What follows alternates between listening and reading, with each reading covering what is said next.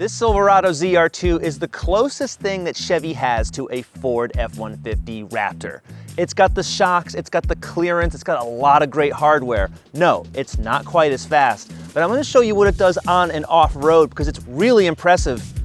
And dang, just look at that red. It's gorgeous. Let's have some fun today.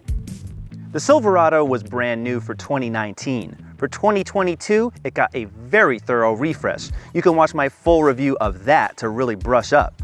But this one right here is the ZR2. That's a famous off-road name on many Chevy trucks, but it's never been used before on the Silverado, and this one is serious. When you buy a ZR2, you're getting style. Yeah, you get the hardware, but look at the black door handles, the black polished wheels, the black hood bulge. Really not necessary at all because that 6.2 liter V8 fits just fine on a regular Silverado, but it matches the aggressive front face. Look at this thing. It even has extra LED lights. The bumpers are all steel and polished black, red exposed tow hooks, big skid plates. This bumper has extra approach angles. For these 33-inch mud terrain tires, you can basically go over anything, and even the Chevy logo isn't what it seems. It's not a bow tie, it's a flow tie, so extra air can go in between the logo. This thing is just incredibly badass. There are dozens of Silverado configurations, but just one for the ZR2. Crew cab, short bed, 6.2 liter V8. Look at those numbers, they are the best you get in the whole Silverado lineup. Does require premium gas, but this engine sounds great. You'll hear that pretty soon.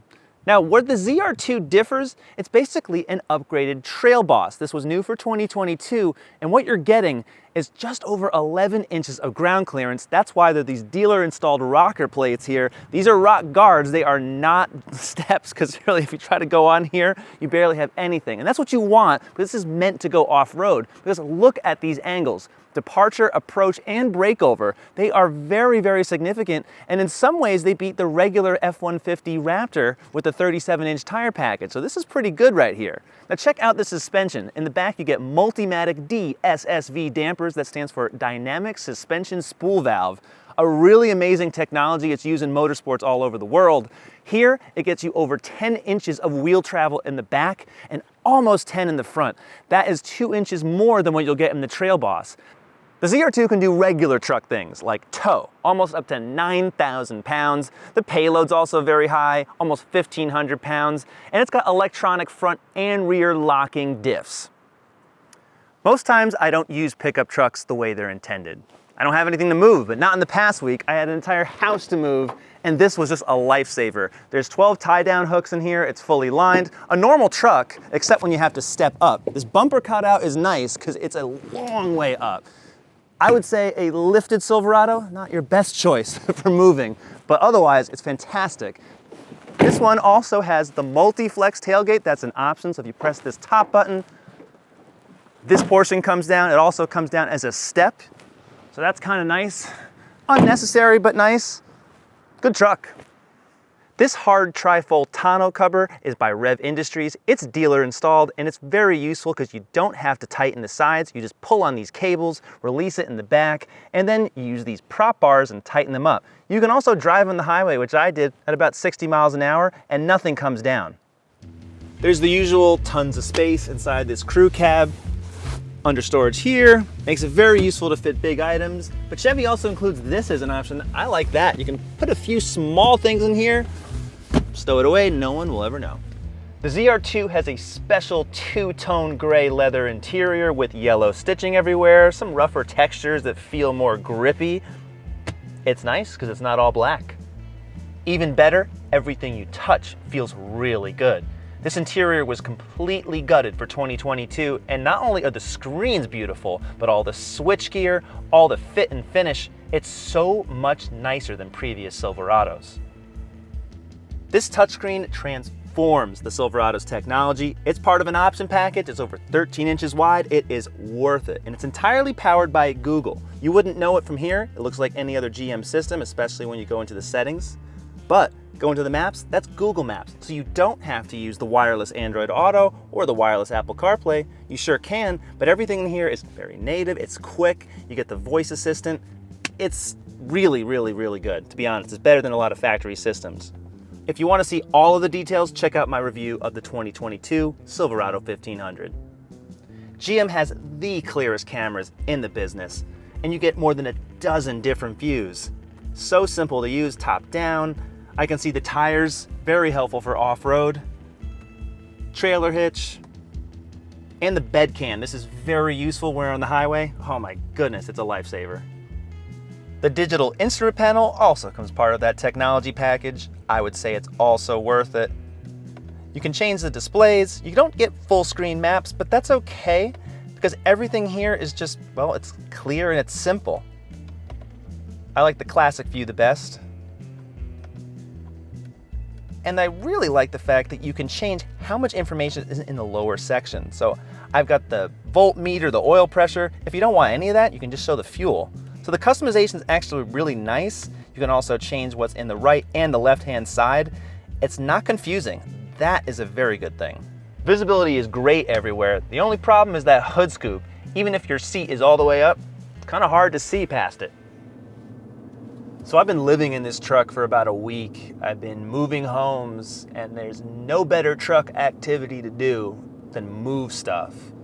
Trash, furniture, a lot of things I should have thrown out.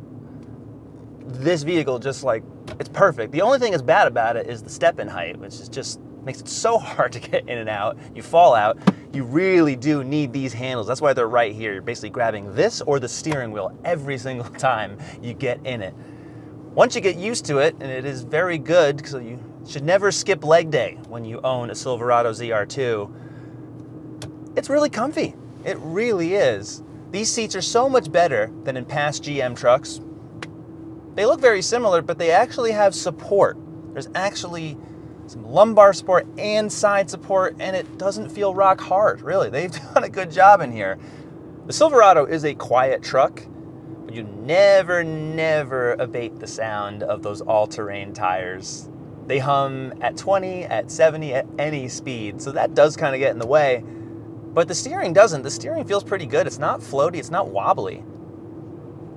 And considering all the suspension changes underneath this truck, that's impressive. I always give a hat off to General Motors engineers because they just are constantly, whether it's a Corvette or a Silverado, it just feels like it's solid and it's compliant in all situations. The other benefit of these very soft, long travel shocks, you just don't really feel anything. The problem though comes under braking because the tread is so soft. If you're really hard on the brakes, and that's not too hard of a stop, but if you are, these tires are just not going to grip as well as a regular Silverado. It does take significantly longer to stop. I've tested the Silverado with the 4-cylinder engine, and nothing beats the sound or the pull of this V8. Every single time, it's just great. Whether it's in an Escalade or a Silverado, it's a classic old school experience. The 10-speed automatic is a good one. It's jointly developed by GM and Ford. Occasionally when it's cold, it stutters a little bit in the lower gears when you're getting off the line, but quick shifting, that's what this is all about. You don't get sport mode in the ZR2. It's not what it's for. There's just 3 driving modes, and they're particularly for off-road. I'll show you those in a bit. There's paddle shifters, but first you have to kick the gear selector down into L, and then you use them. And what's also great is that the transmission will automatically brake for you downhill, so you don't have to be too hard on these brakes here. The turning circle is tough. You feel the width and the length of this truck by every last inch. But compared to a Ford Raptor or the Ram TRX, this feels narrow. Believe it or not, that's an adjective I can use in a relative term because this is still a gigantic vehicle. It barely fit in the car wash when I was coming through here this morning. But it does fit on normal roads, and there's something to be said about that. It's also not too tall. You can still go to the drive-thru. So as quick as this truck is, where it really helps is with the ride. These long travel springs really just do a great job even when the vehicle is completely unloaded. And that is a big deal because in most pickup trucks, you just feel like it's always wobbling around constantly. But this one just is so much better planted on the road, even when there's nothing in it. And then, of course, when you load it down, it gets even better. Even though there's leaf springs out in the back, it's not an independent setup. The control's pretty good. The ride's, I think, pretty agreeable considering what you're getting. It's not rough. It really isn't. And anything that is on the road, these tires and the long travel springs are just eating up. I don't really care what's on the surface of the road like I would in a normal car or SUV, because it just plows right through it. And the steering control is pretty good. Of course, your tire will go into the opposite lane if you have a particularly narrow road. But off-center, it's not bad. One thing to note is that Super Cruise is not available on the ZR2 like it is in other Silverado trims. I wonder why. Because you're primarily driving this off-road, and all the hardware here really doesn't need to operate with a hands-free system, so I'm not going to show you that today because we don't have it today. I just find this to be a very, very comfortable vehicle. Fuel economy, numbers don't look too good, nor should they. But I've been averaging about 16 miles to the gallon, and I've driven some regular car luxury SUVs that aren't trucks, get about the same, so it's not that terrible. Always fun when you touch dirt and unplowed snow in a truck like this. There's so many camera views on so many different Chevys, particularly when you get the Silverado. Especially seeing the tires on either side, that is a big help. And I can also switch it to a different driving mode, which I'll also do. So there's an off-road mode and a terrain mode. Let's see what it does in terrain modes. We have to switch to 4 high. Of course, there's a true low range. You got the transfer case here. So now we're in 4 high.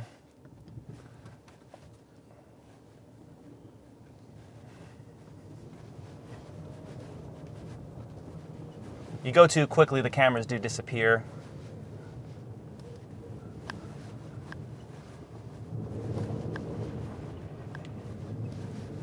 Honestly, it feels like I'm driving a Rolls Royce right now.